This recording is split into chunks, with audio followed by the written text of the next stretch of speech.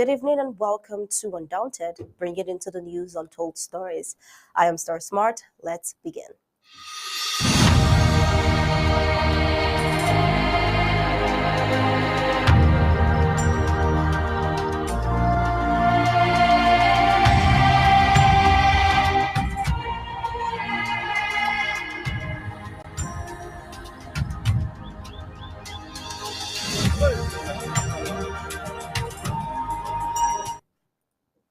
Stories from Bamenda lately have not been healthy for the ears. From one killing scene to another, with the death toll rising with every passing day. This is simply the direct outcome of the military option of La Republique to handle institutional claims of the peoples of southern Cameroon's Ambazonia. Adding to the last Saturday and Sunday killings of 15 persons, one man July 19, 2023, by a suspected IED explosion in the Old Town neighborhood. We wonder who was the principal target. Meanwhile, Cameroonese in France pay homage to the natural fallen heroes, while we applaud their efforts in joining the mourning. But an interesting question would be, where have they been since the senseless war began? What efforts have they made to intervene and mediate instead of waiting for more lives to be lost? Well, more on the natural massacre, amongst other reports of concern, coming up in the full briefings of Undaunted right after the prime headlines.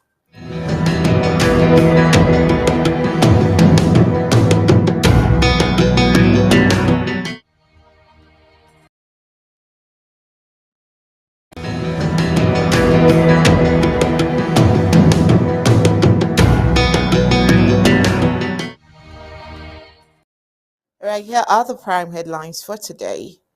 After the Awin Quarter natural killings, relatives are denied mortal remains in Bamenda. Moja resurfaces to push on La Republique du Cameroon force claim on the Awin Quarter natural massacre. Tonight, we will be discussing the interim government's position on the natural massacre. Suspected IED's explosion in Bamenda kills one already. Now, due to poor road infrastructure, hospital wards are flooded in Victoria. Also tonight, Cameroonians in France pay homage to their Wing Quarter natural heroes.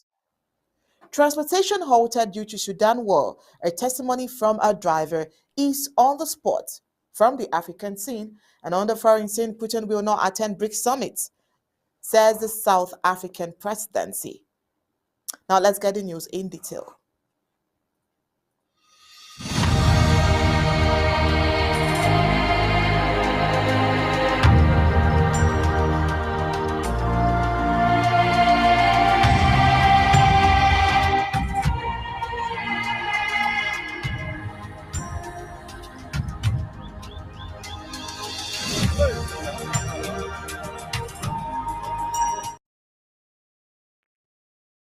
Our vision in this interim government is to make ABC a leader and a real war horse of our struggle. We want to grow it, expand it, hire and train more hands, and broadcast round the clock, around the world, and take command of the media space of this world.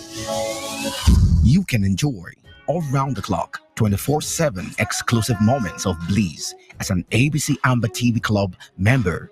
A cappella. Latest Nigerian stroke African movies, global politics, ABC Amba News and updates, historical documentaries, and lots more. In our daily programs, we have Undaunted, ABC Amba News, bringing into the news untold stories with Onyi Okpala and Star Smart. Exclusive discussion, revolutionary panel conversation, infotainment, edutainment, intro governmental debates on topical issues with Tar Paddy King, State of the Liberation Movement, Fronting IG and People of Ambazonia's position, the Struggles Weekly Update with Secretary Martin Mungwa, PhD, FASC. Health is wealth, health education and awareness within the Ambazonian community with Dr. Yaya. Liberation Prayer, an intercessory ministry for Ambazonia with Pastor Victor Amba. Our freedom, spiritual awareness, and education for the Ambazonian community with Pastor Victor Amba and Pastor Commando.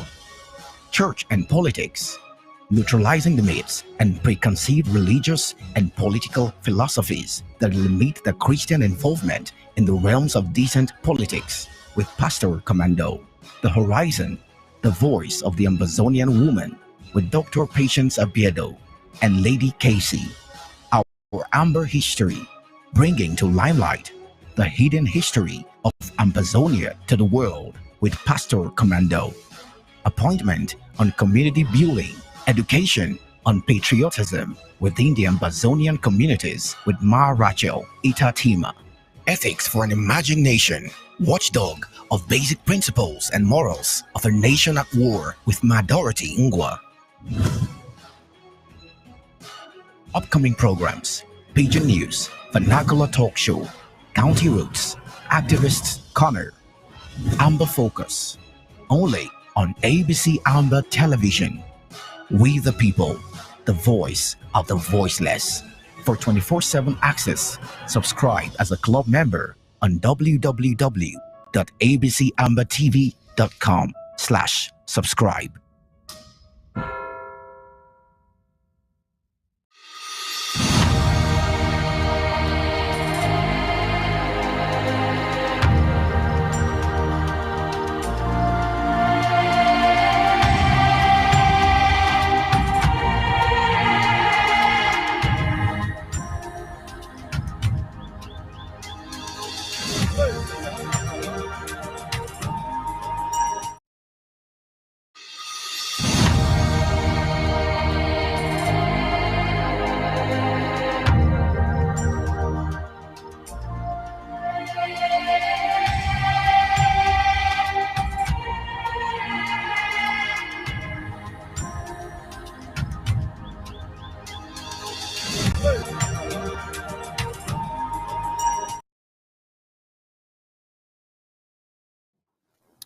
Well, some corpses of the victims killed by La Republic to Cameroon colonial forces at Nachu have been blocked at the mortuary by Adolphe Lily Afrique, the colonial governor of the northern zone of the Federal Republic of Ambazonia.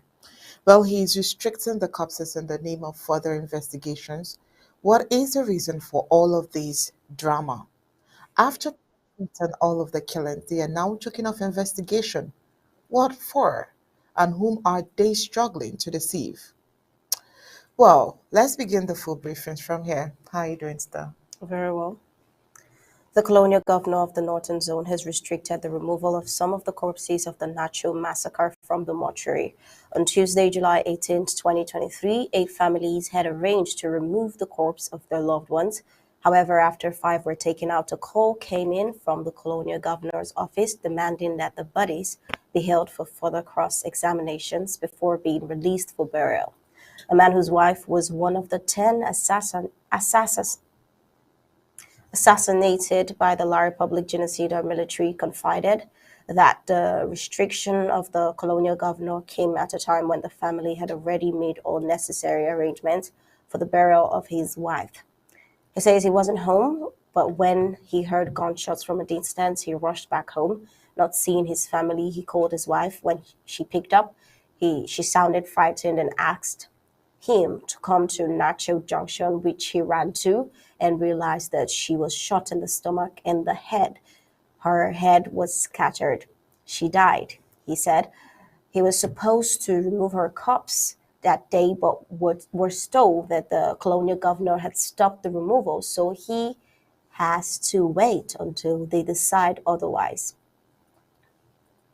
Well, while waiting for the colonial administration to overturn its decision, it should be noted that out of the 10 persons killed, 8 of them were from the neighboring west region of La Republic du Cameroon, including 3 women.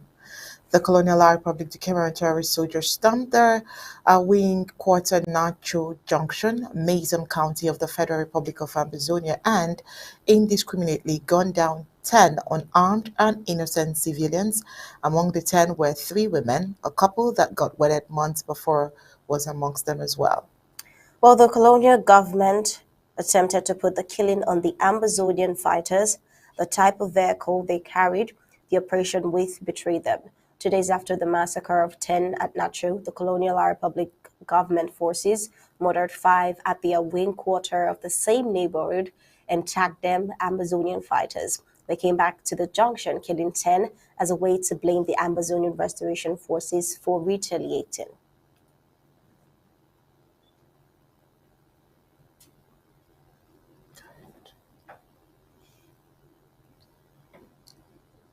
All right, moving on. So many lies are certainly needed to defend one lie. It is a tough one for La Republic de Cameroon to cover up the killing of the 10 perpetrated by his thugs at the Awin Quarter Natri Junction last Sunday, July 16, 2023. After the assassination saga, the Colonial La Republic de Cameroon government hastily, through the colonial military spokesperson, Atomfang Gweno Cyril, puts up a release accusing the Ambazonian Restoration Forces of the killings.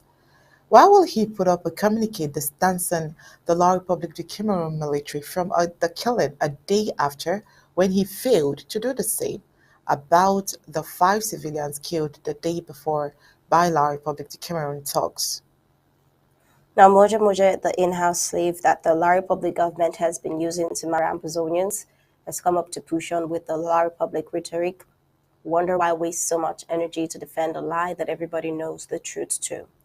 Moja Moja, who is an element of the Colonial La Republic Elite Force, BIR, has come out in an attempt to hide the atrocities of his colleagues in Bamenda. In support of his paymaster, he accuses the Amazonian Restoration Forces of the killing of 10 unarmed and innocent civilians, which everyone knows to be a lie. In the video, he's promising to storm Bamenda and challenge the Amazonian Restoration Forces. Let's have the video. Yes, my condolence for all that people the way Amba they kill am for Bamenda. Now me this, when I pray for me all man must stand for one Cameroon, because Amba na evil people. They can't destroy we, they don't kill with innocent people them. Yes, but I want promise them. Say I no need mission order again for Bamenda come for una. Amba una see so on a road for go corner. I do for years so I don't come.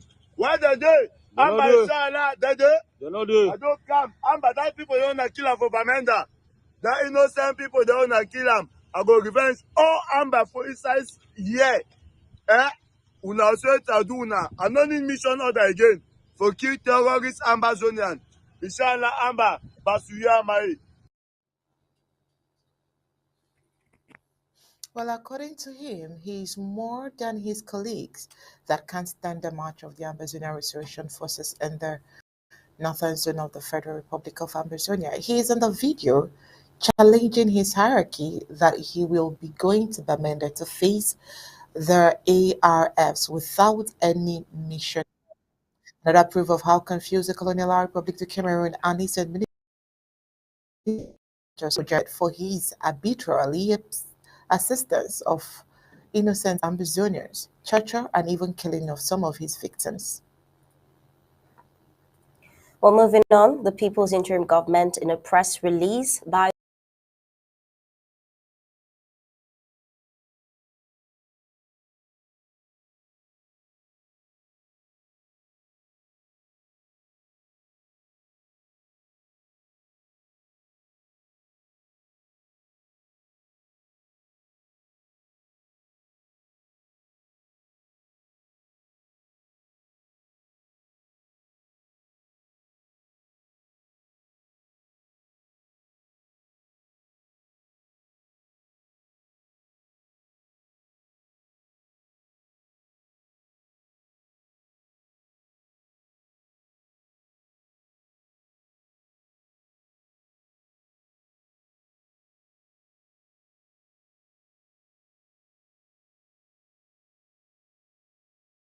The piece of cloth made in Ambazonia, a land brimming with history, courage, and the indomitable spirit of its people, a profound reflection of Ambazonia's collective identity and our unyielding struggle for freedom. A full representation of who we are, what we are, the history, story, and the struggle. It's a piece of cloth you should have in your closet. It is woven into a rich tapestry of cultural heritage, traditions, and long-standing desire for self-determination. Proudly adorned with unique patterns and symbolizes unity in the Amazonian people. The cloth's patterns and colors mirror the courage and hope that fueled their aspirations for a brighter future. Each thread represented a story of bravery, sacrifice, and the unwavering commitment to justice. The piece of cloth, made in Ambazonia, became more than just a garment. It transformed into a symbol of a call for recognition, worn proudly by Ambazonians and their allies worldwide. It carried a message: we exist and we deserve to be heard. As long as the cloth adorns chests and shoulders, the spirit of Ambazonia lives on, and the hope for a free and united land remains alive. The People's Interim Government, in a press release by the Secretary of State for Communications, Dr. Martin Mungwa, distances the ARFs and indicts the colonial La Republic occupier forces, majoring in extrajudicial killings since the senseless war started, for having performed the heinous acts and placing it on the Amazonian Restoration Forces. While it is no longer news that La Republic colonial unprofessional forces have always and are still afraid to face the valiant ARFs, which they dread, and each time the La Republic colonial forces are wounded by the ARFs, they always take revenge on innocent civilians.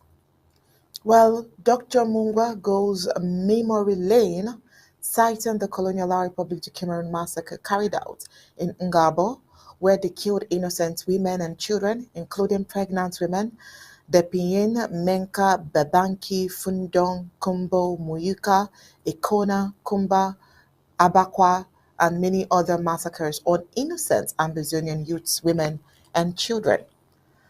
The SOS makes it abundantly clear that for 7 years, the colonial La Republic du Cameroon unprofessional soldiers have a modus operandi has been to vent their anger on armless civilians.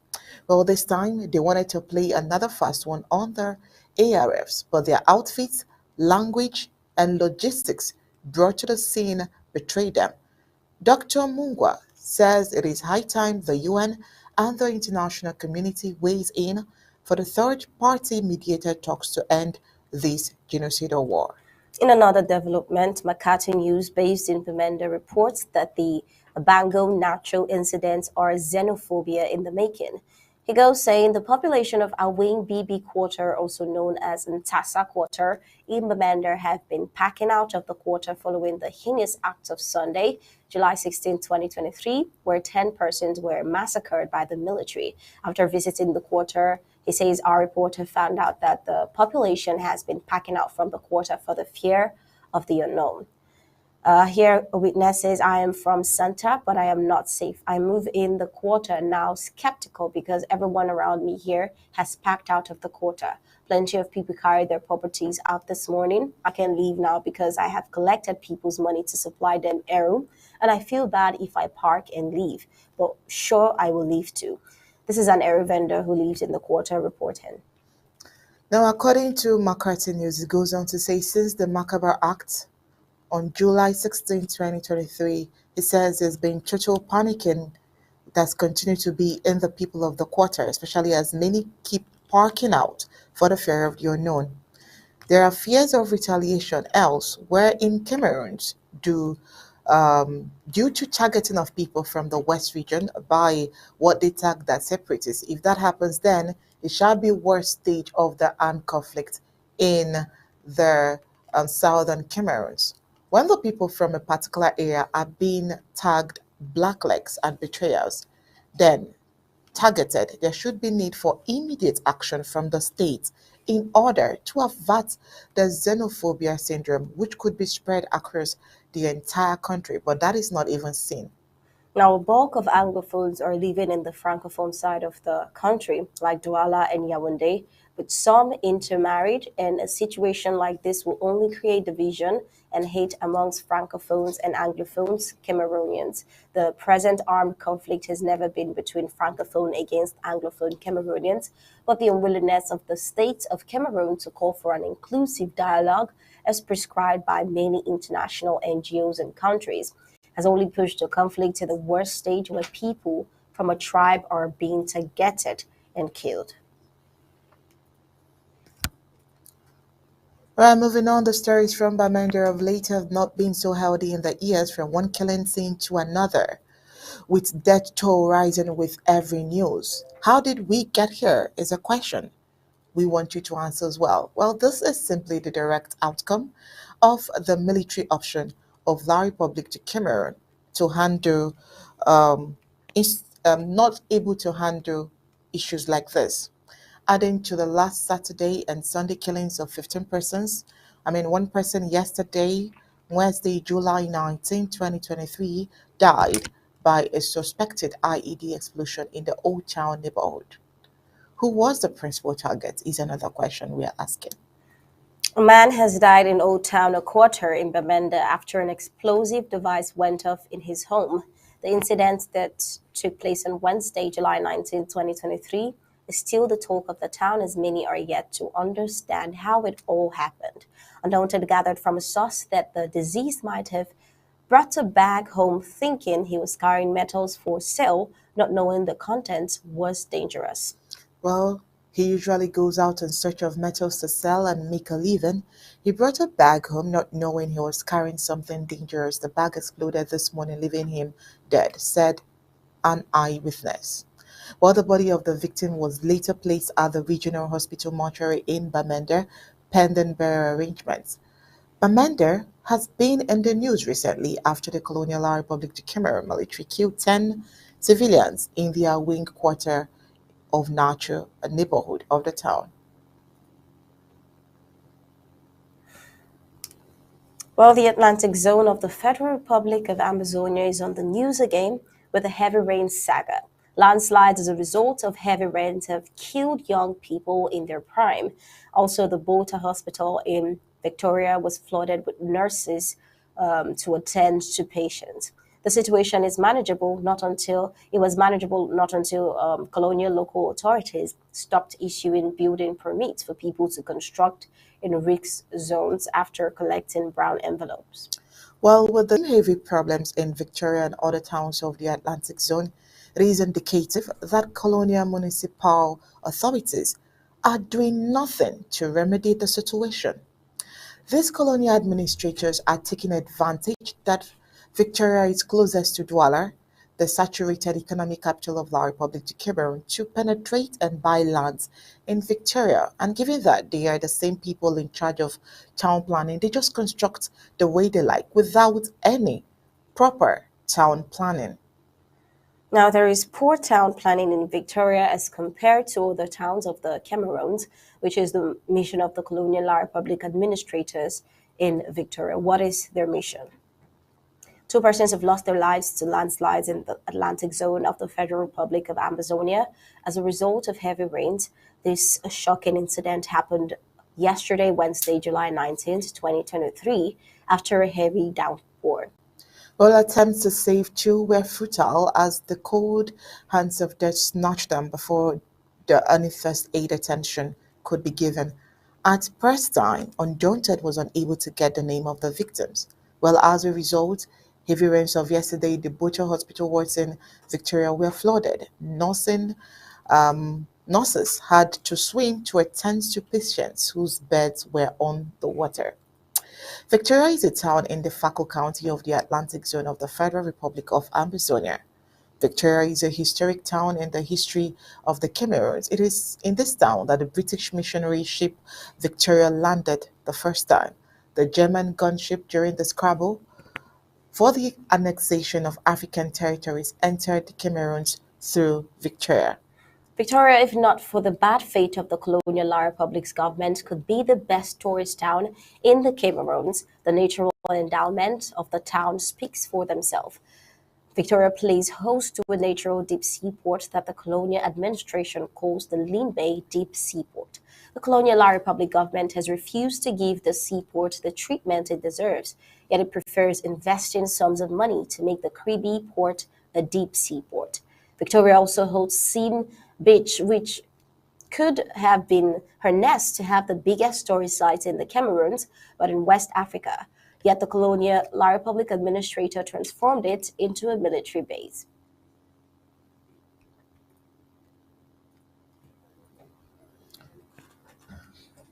All right, then Cameroonians in France pay homage to their Wing Quarter natural fallen heroes. While we applaud their efforts in joining the mourning, we want to find out where they have been since the senseless war began. What efforts have they made to intervene and mediate rather than wait till now when the genocide has been ongoing for 7 years and counting? Because already the senseless war declared on the innocent, peace-loving, and justice-seeking Amazonians by the annexationists and the president, Paul Biya of neighboring La Republic to Cameroon, has been raging on now for 7 years and counting, and the war has blown into a genocide and entered into records as one of the most neglected conflicts the world over, claiming over 50,000 lives. It has displaced hundreds of thousands of people. It has burned hundreds of homes and villages without talking of or taking care of the huge destruction of properties. Well, as a matter of fact, the UN report says more than 1,000 Southern Cameroonians have been displaced in Mezam County alone in June 2023, and humanitarian actors provided life-saving and protection assistance to more than 700,000 people during the first quarter of 2023, owing to the devastating outcome of the war. Does this sound funny, strange, and hypocritical that Cameroonians in France will rise up to pay homage to the 10 killed at Nacho Junction, the Bamenda local government area, yesterday? Well, we are still asking where were they during the Payen Minka massacre, that were a place where 32 innocent youths were killed. Where were they during the Ngabo massacre, where 37, including pregnant women and children, were killed? Where were they during the Mamu, the Muyenge, the Bali, the Muchu, Buya, Kumba, Ekona, Abakwa, Kumbo, Fudong, the Banki massacres, and other mass killings of the southern Cameroonians by the French Cameroon occupation terrorist forces? Or they ignored them because they felt they were rats, cats, dogs, cockroaches, as enemies, right? Perhaps because out of the 10 killed, it is alleged that 8 were from neighboring La Republic de Cameroon's western region. Just maybe, but we would expect them to act better from now henceforth.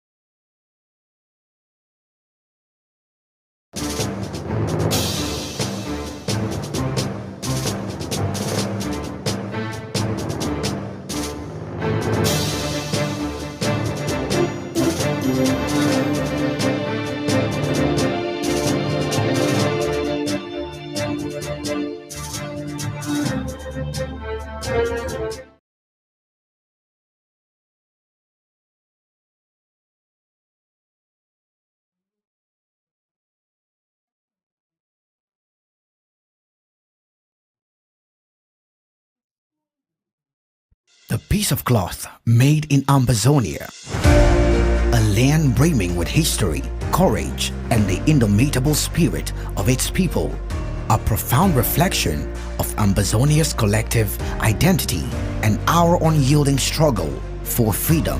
A full representation of who we are, what we are, the history, story, and the struggle. It's a piece of cloth you should have in your closet.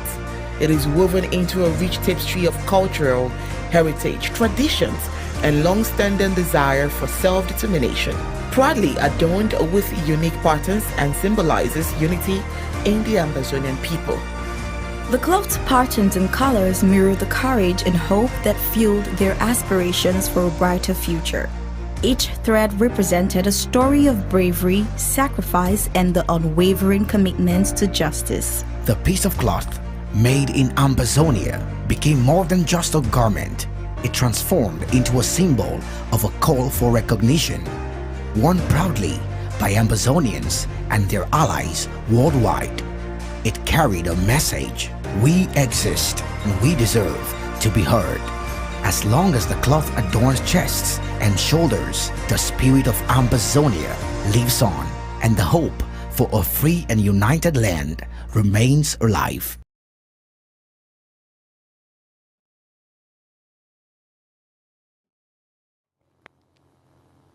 Back to the war in Sudan, and according to the Sudanese Chamber of Transport, since the army led by General Abdel Fattah al-Burhan and the rapid support forces of General Mohammed Hamdan Daglo went to war on April 15th, 90% of road transport traffic has disappeared. According to the Sudan Ports Authority, total exports since January have peaked at $282 million compared with $2.5 billion in the first half of 2021. Mohammed El Tijani, who is also a truck driver, has suffered the combined effect of the war and soaring prices. Well, since the start of the conflict, he says our journeys to the ports have been extended by at least 400 kilometers, says this man in his 50s. Because he now has to bypass the Khartoum under a deluge of fire from artillery and fighter planes and checkpoints manned by various forces deployed. And at the same time, the prices of petrol, if there is any other pumps, has increased 20-fold. Supplies of goods for export have virtually come to a halt. Most factories, mainly in Khartoum, have been shelled and storage silos looted. Passengers' coaches have also stopped reaching the capital. However, as driver Hussein Abdelkader told AFP, 70% of journeys were to and from Khartoum. Today, he says they only travel between the country's other cities, so they have far fewer journeys. Muattaz Omar has managed to maintain a certain level of activity as he used to make the 1,000-kilometer journey between Khartoum and the Egyptian border before the war. For several weeks, he transported hundreds of fleeing families who preferred exile to being trapped by the fighting. But when the fighting became more intense in Khartoum, it became impossible to get in.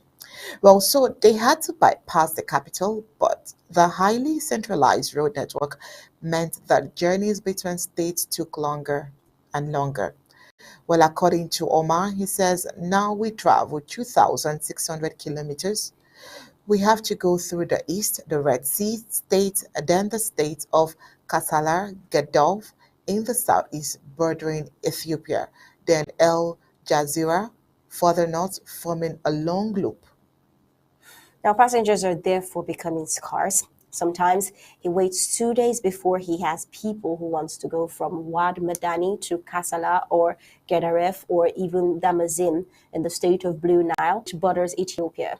It continues that we're really afraid of losing everything. He laments because their companies won't pay if they don't have any money coming in. There used to be an alternative to buses, the train, but on 15th April, as the first shots rang out in Khartoum, the trains from Atbara further north or from Wad Madani turned back. Since then, they have not left their stations. As for the freight wagons, they too have come to a standstill. Before they all converged on Khartoum and especially its industrial suburb, Khartoum North, says a railway employee. Today, Khartoum North is a ghost town with no water or electricity, and most of its inhabitants miss it to Wad Madani or Egypt.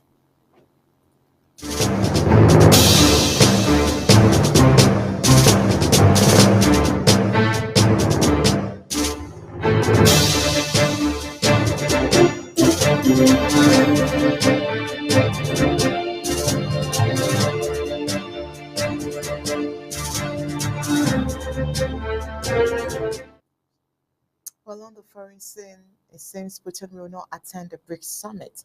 Well, the announcement comes after the South African's leader said any attempt to arrest Vladimir Putin would be a declaration of war against Russia. Well, if Mr. Putin had left Russian soil, he would have been subject to an International Criminal Court arrest warrant. South Africa is an ICC signatory and expected to help in Putin's arrest. Russia's Foreign Minister Sergei Lavrov will represent the countries at a two-day summit instead. However, Mr. Putin will take part in the BRICS conference, an acronym for Brazil, Russia, India, and China, and South Africa, as you know. By video link, Kremlin spokesperson Dmitry Peskov said, according to Russia media. The BRICS grouping is seen by some as an alternative to the G7 group of advanced economies. In a statement, South Africa's presidency described the agreement for Mr. Putin not to attend as mutual and said it had come about following a number of consultations on the summit.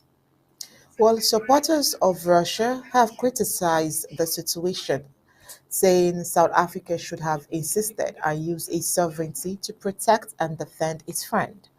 South Africa's invitation to Mr. Putin, issued before the ICC accused him of war crimes in Ukraine, has caused controversy both nationally and internationally.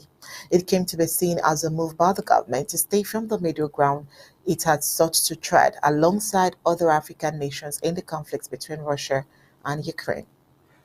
President Cyril Ramaphosa's government became frantic as pressure to arrest President Putin mounted.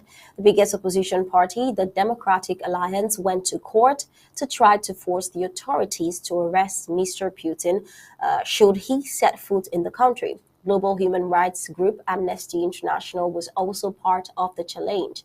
Court documents reveal that Mr. Ramaphosa was firmly against such move, stating that national security was at stake. Russia has made it clear and that arresting its sitting president would be a declaration of war. It would be inconsistent with our constitution to risk engaging in war with Russia, he said in an affidavit. Meanwhile, Mr. Peskov has denied Moscow had told South Africa that arresting its president would mean an act of war, but said it was clear to everyone what kind of infringement against the head of the Russian state that would mean. Russia has consistently described the ICC arrest warrant as outrageous and legally void because the country is not a member of the organization. The African continent remains over the war between Russia and Ukraine, with some countries showing reluctance to back United Nations resolution condemning Russia for its actions in Ukraine. The reasons for this vary from country to country, but experts say one factor is the economic ties that some, including South Africa, have with Moscow.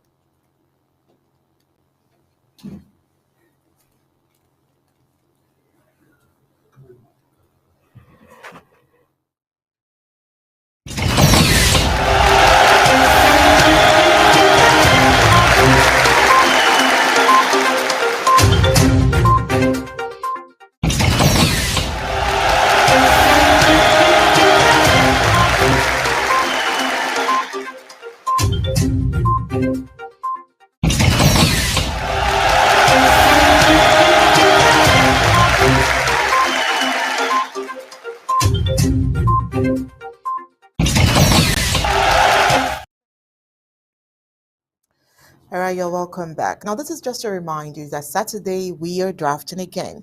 Last week we did it for Bui.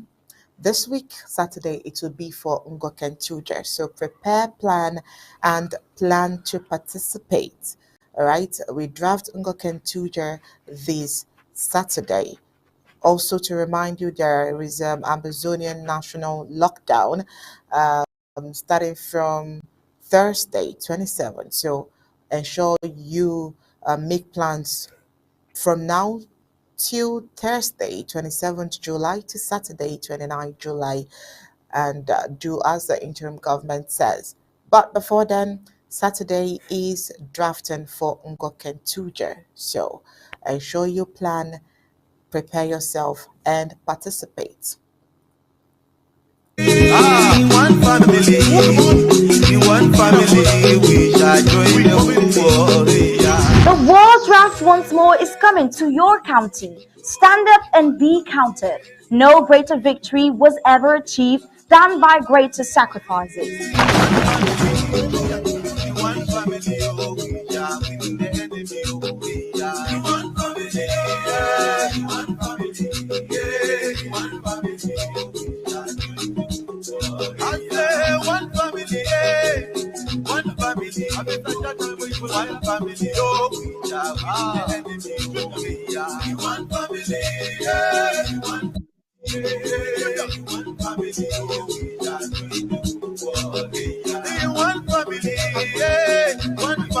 We are enough.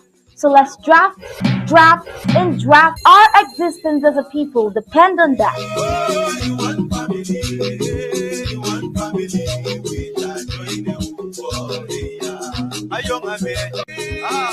family, we shall join the warrior. One family, one family, oh, one family, we shall join. All right, and coming up next is sports. Let's meet Gab Ellison in the sports studio.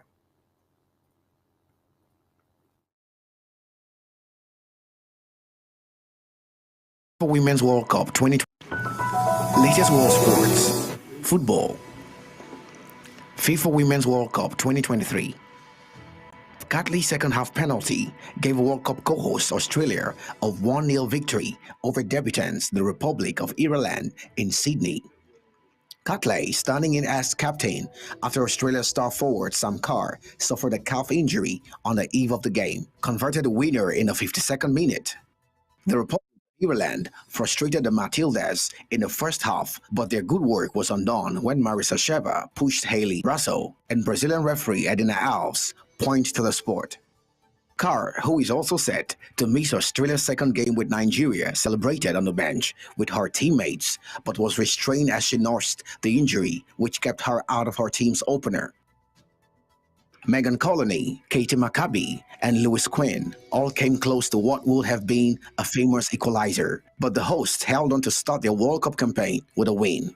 After co-host New Zealand stunned Norway in their opener, Australia was frustrated on the home soil by the organized Irish defense.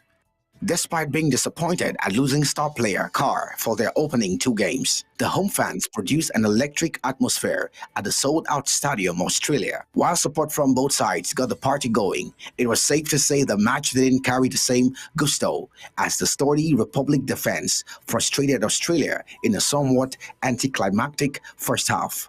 Australia missed the focal point of the talismanic Kerr and struggled to create any clear-cut opportunities from open play, with their best chance of the half coming when Raso headed narrowly wide from a corner. The Irish, who had just 29% possession in the first half, looked dangerous on the counter-attack, and Maccabi's inch-perfect ball almost sent Karakausa away, but the recovering Katrina Gori managed to nip in and cut out the opening. Vera Paul had said pre-match that her plan was deeper than just dealing with Kerr, and her team looked solid. Kathleen Ford looked dangerous, but the forward was restricted to a weak shot into the side netting and a missed opportunity when she failed to get a shot away before she was surrounded by green jerseys. Gori's weak long-range shot in injury time summed up the Australian camp as Bo's defensive game plan worked to perfection in the opening 45 minutes. After a tense start to their World Cup campaign, the goal immediately lifted the Matildas, and Mary Fowler, who had impressed in Boss, fired over the top at the end of a charging run. The impressive Gori followed suit with a speculative effort before Paul introduced teenager Abby Larkin, and Birmingham City's Lucy Quinn didn't find a way back into the game. The substitution lifted Ireland, and Maccabi's corner almost deceived everyone before Dennis O'Sullivan blazed over under pressure. Heather Payne scoffed at effort from inside the area as the noise from the Irish section of the 75,784-strong crowd grew with each attack. Despite the improvement, Australia came close to a second when Niamh Fahy threw herself in front of Ford's shot, and defensive partner Quinn did likewise to deny Cara Coney cross. Australian hearts were in their mouths when Colony's free kick was deflected onto the roof of the net before Maccabi forced a save from Mackenzie Arnold and Lewis Quinn headed just wide, but the co-hosts secured a win despite the frantic finish. In the second game of the day, co-host New Zealand opened the 2023 FIFA Women's World Cup in stunning style against Norway as they won on the global stage for the first time. A memorable night in Auckland. The football fans produced a huge upset after Hannah Wilkinson swept home Jackie Hand's cross in front of an ecstatic crowd of 42,137 at Eden Park, a record for a football match in New Zealand. Even Ria Parsifal's 89th-minute missed penalty after a handball by Tuva Hansen failed to dampen the celebrations. Fans turned up in their tens of thousands to cheer their side, who had failed to win any of their previous 15 World Cup games. They were rewarded when Wilkinson broke the deadlock in the 48th minute to spark joyous sense in the stands. Norway, the 1995 world champions, should have equalized soon after Wilkinson's goal, but Arsenal Frida Manum poked a glorious chance wide. New Zealand went toe-to-toe with their opponents, and it required a diving save by Aurora Mikkelsen to prevent Ali Rayleigh from doubling the lead. There was a minute's silence before kickoff for the victims of a deadly shooting in Auckland earlier on Thursday. Commonwealth Games. Gold Coast ready to step in as 2026 hosts, says Mayor Tom Tate. Gold Coast is ready to step in to stage the 2026 Commonwealth Games after the state of Victoria pulled out, said Mayor Tom Tate. The coastal city, host of the 2018 Games, is the Australian state of Queensland, which is preparing to host the 2032 Olympics in Brisbane. Tate says hosting the Commonwealth Games will help those preparations. His rescue plan is fully supported by Athletics Australia, the country's sporting governing body. We firmly believe the city is in a unique position to step forward, said Athletics Australia. As witnessed in 2018, the Gold Coast demonstrated its remarkable ability to host a game of exceptional quality and one that left a profound impact on Australian sport. With an opportunity to make an impact on athletes aiming for the 2032 Olympic and Big Game, we firmly believe that the city can preserve the spirit of the Commonwealth Games. The Commonwealth Games Federation (CGF) struggled to find a host before Victoria stepped forward in April 2022. Victoria Premier Daniel Andrews announced on Tuesday the decision to pull out as hosts, saying the cost had tripled and become well and truly too much for the state to bear. Birmingham agreed to host the 2022 Commonwealth Games after the South African city of Durban had to step down in March 2017 because of financial constraints. Mixed martial arts. UFC 294. Islam Makhachev to defend title against Charles Oliveira in Abu Dhabi rematch. Islam Makhachev would defend his lightweight belt in a rematch against Charles Oliveira in the main event at UFC 294 in Abu Dhabi on 21st October. Russian Makhachev, 31, beat Brazil's Oliveira 9 months ago to win his first world championship before successfully defending the title against Alexander Volkanovski in March. Oliveira, 33, defeated Beneil Dariush in June, setting up the title rematch. Khamzat Chimaev will take on Paulo Costa at middleweight on the undercard. Sweden's Chimaev is undefeated during his 12-fight career and has been impressive since joining the UFC in 2020, securing 4 first-round finishes in 6 fights. Earlier this month, UFC President Dana White said the promotion was working on setting up a fight between welterweight champion Leon Edwards and Colby Covington in Abu Dhabi or New York on 11th November, following the Abu Dhabi main event announcement, and with John Jones defending his heavyweight belt against Miocic in New York. It is unlikely Britain's Edwards will feature at either event now, unless the bout serves as a co-main fight. The next realistic event Edwards and American Covington could headline would be UFC 296 in Las Vegas on 16th December. Gab Ellison reporting from Undaunted, ABC Amba News.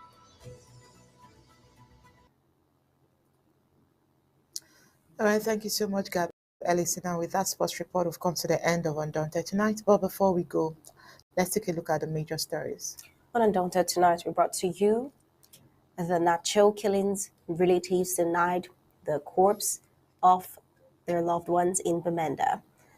Also, Moja resurfaces to push on La Republic's false claim on the Wing Quarter Nacho massacre. The interim government's position on the Awing Quarter Nacho massacre.